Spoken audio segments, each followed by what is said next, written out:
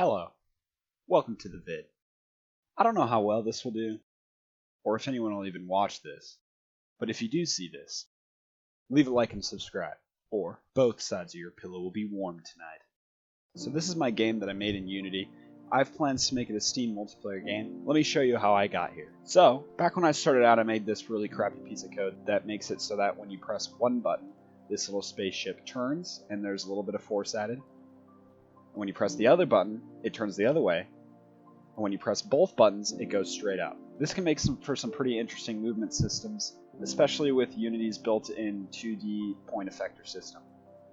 I used it here to make the illusion of gravity around this little white circle.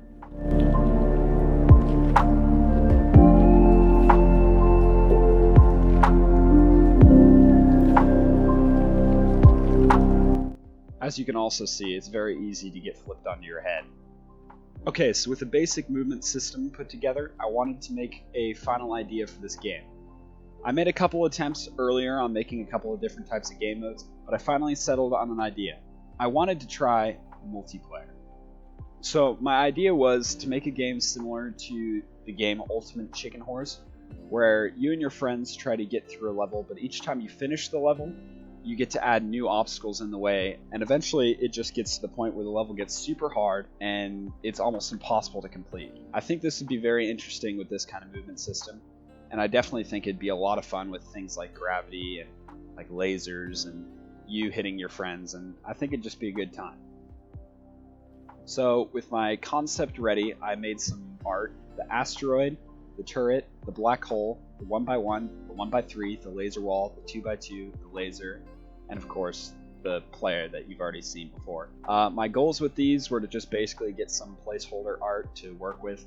Obviously this isn't going to be like the finished product, these are pretty crappy looking. The asteroid I wanted to serve the same purpose as it did in the last clip, where it had like a little bit of gravity but not a ton. The 1x3 and the 1x1 will serve the same purpose as well as they did in the last clip.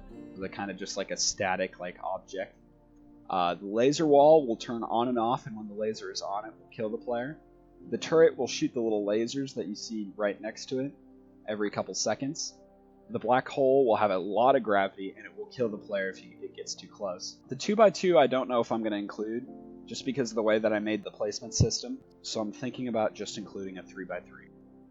Alright, so then I got to work on the actual multiplayer game, and as you can see here, it's pretty crappy. It barely works. I used the built-in UNet system, and it wasn't very friendly.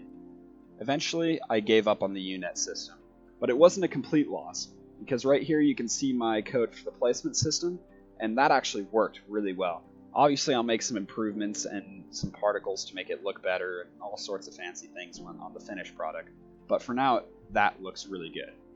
Anyway, so after a lot of time working with the UNet system, I finally decided that it was just stupid, that I wanted to make this a Steam game anyway, and the UNet system just wasn't going to work since it costs money and I'm a broke 16-year-old. But I wanted to go through with this game, so I did a lot of researching and looking around the internet trying to find alternatives to the UNet, and eventually I stumbled upon this. This is a tutorial series by IncrediblrKenny.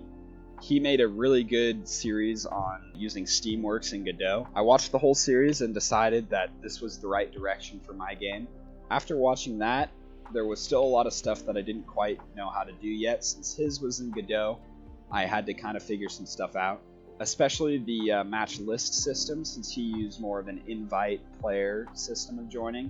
So here's the working product. It's not done yet, but you click join and you can see all of the Space Wars lobbies, because I haven't got an app ID for this game yet, so I'm just using the Space Wars app ID so you can see all the lobbies made for that game. And you can create a lobby as well, you can enter a name, you can click host, and I took a while to include this little scroll bar on the side where you can see all the players that are in your lobby.